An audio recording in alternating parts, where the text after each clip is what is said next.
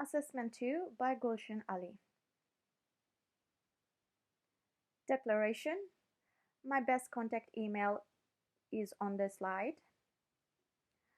My declaration for this assignment is that if the original is lost or damaged, I have a copy of this assignment. I hereby attest that I have not submitted any portion of this assignment or work elsewhere. A different prior or present evaluation unless properly referenced. And with this unit requires authorization from the unit coordinator in advance. I certify that I have submitted the script for my conversational presentation for detection of plagiarism. Welcome to my action research proposal, Methodological Design Action Research.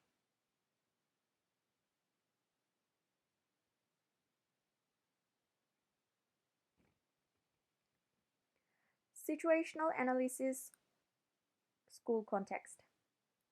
For my professional practice, I was placed at Bardis Road Public School, which was located in Western Sydney on boundary road of two different suburbs. The school's annual report and following data which is on the slide.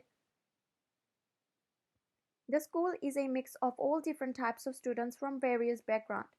It was a middle-range SES school with under 600 students. It had a wide variety of technology access in all classes, but it needed to be borrowed. Its state overall score was 83%. School's approaches towards teaching and learning.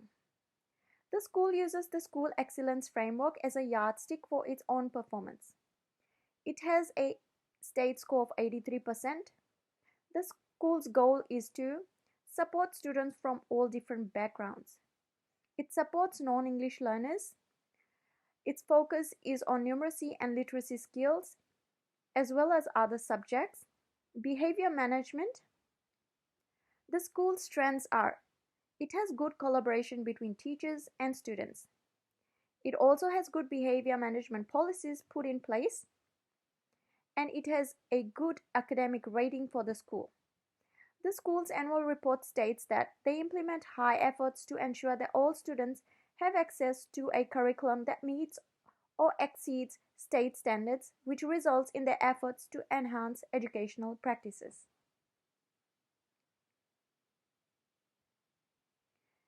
Teacher who promotes a culture of students' agency in the classroom do more than just hang up student work and goals on the wall.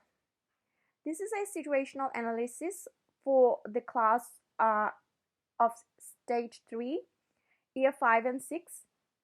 It is a combined class of 29 students in total. Students were able to collaborate productively due to the setup of the tables. All tables were arranged in groups and students had an option to choose where they wanted to sit and work, which were mostly with their friends. They were still adaptable in their pursuit of peer feedback and additional resources. But I believe this sitting arrangement also had its issue as well, since students were partial at times, and it was noticed that some students were completely left out since each student had their favorites to sit and work with. Students got PBLs for good behavior, and at the end of each week they would receive awards for best behavior. For example, for good class focus, and other awards to enable students to keep doing well in class. This meant that the students could determine their own learning pace as well as their own standards for behavior and rewards. The most important aspect and how teacher maintained the class behavior specifically with students who required more support due to psychological needs was evident, and I learned a lot from how to manage students with ADHD and severe anxiety. The teacher had a great structure and followed the routine well.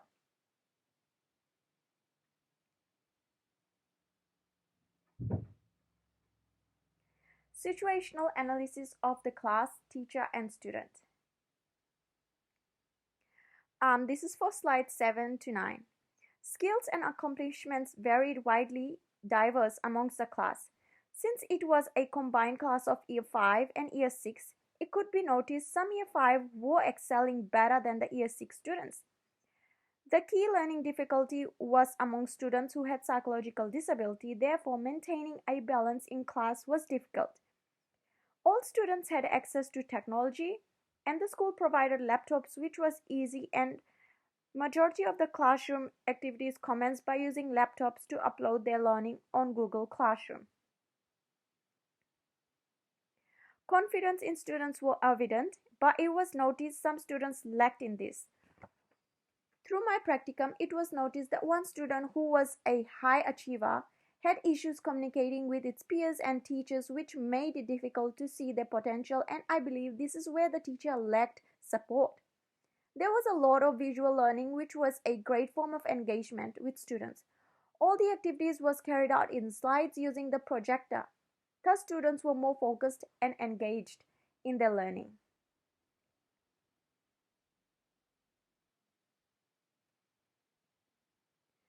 It was noticed that majority of the work was presented by the teacher, but there was lack of risk-taking and students were mostly learning indoors. This eventually questioned my thought on how will I use project-based learning in my teaching as well as using constructivist approach while having a collaborative learning in my class. Rationale for students. This is for slides 10 and 11. I have decided to implement a variety of pedagogies to use in my teaching program because I do not want to limit my practice by utilizing only one approach. I would choose a constructivist approach towards by teaching practice as well as including collaborative learning practice and utilizing the PBL learning approach. I believe all these incorporated in my teaching practice will help a variety of children. Constructivist approach and collaborative learning goes well together. This form of approach will enable to foster an atmosphere in the classroom that places an emphasis on group work and the free flow of ideas. Constructivism helps students improve their social and communication skills. Students are required to develop ability to explain their thoughts eloquently and to effectively interact with others on assignments by participating in group activities.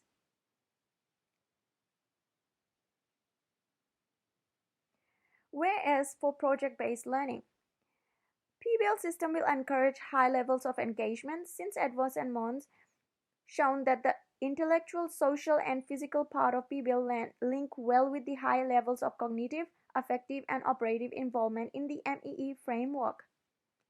PBL can be used to enhance deep engagement. While incorporating this, the students will gain the importance of teamwork, develop critical thinking skills, and many more as shown in the slide.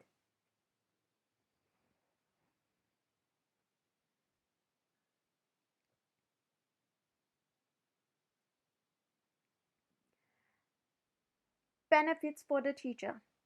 Constructivist approach and collaborative learning will benefit teachers to have students who are involved and engaged in the teaching program.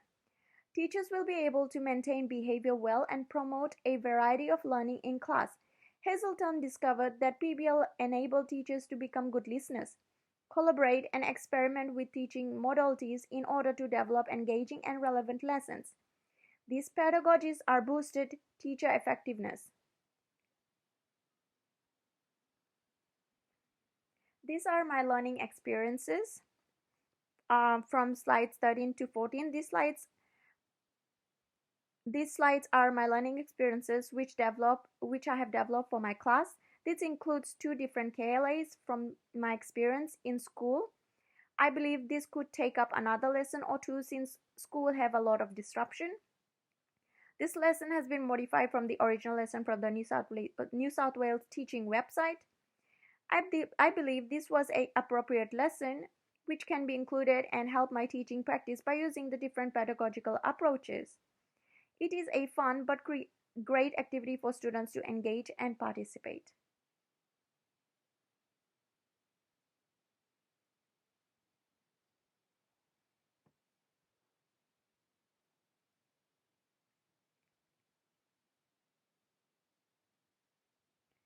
This slide shows the main core unit, which is science, and it incorporates English and geography with its outcomes.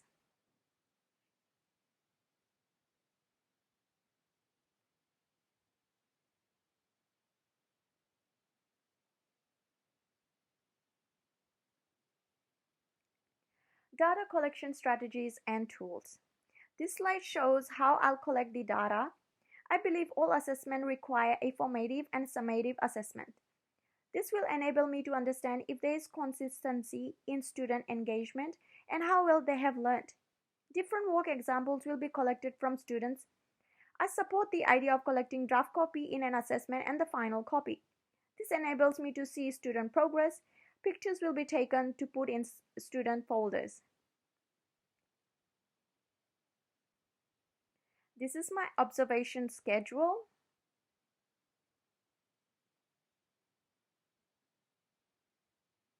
Student self-evaluation. From slides 18 to 19, I will conduct a student self-evaluation. This will allow me to understand how well the learning experience went. How did the students communicate and work together? This will also enable me to understand if my learning experience designed for my students were engaging or needed more clarity.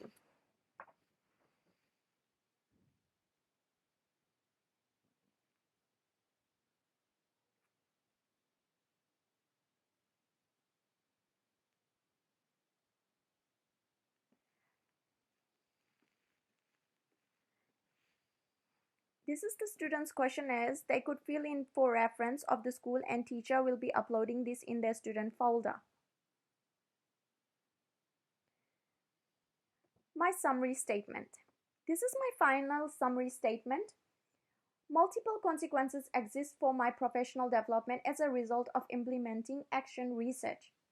As McCliff pointed out, this affords me the chance to develop into a practitioner who engages in self-reflection as well as the capacity to grow as a teacher and adapt my methods accordingly. I have utilized a few different teaching standards in my action research while developing a good learning experience for my students. The first standard chosen is something that I would like to work towards too.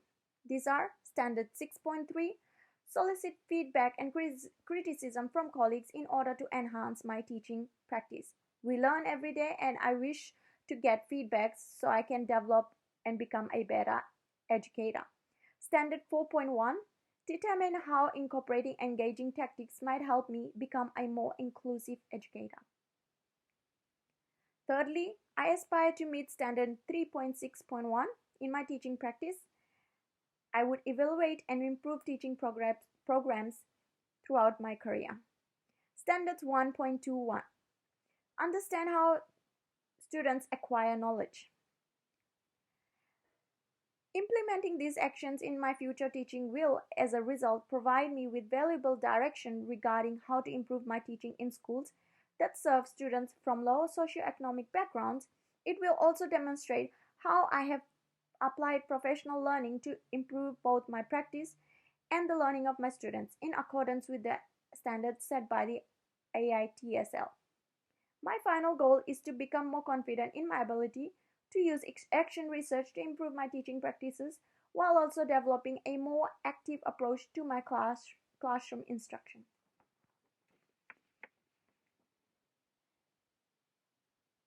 These are my references.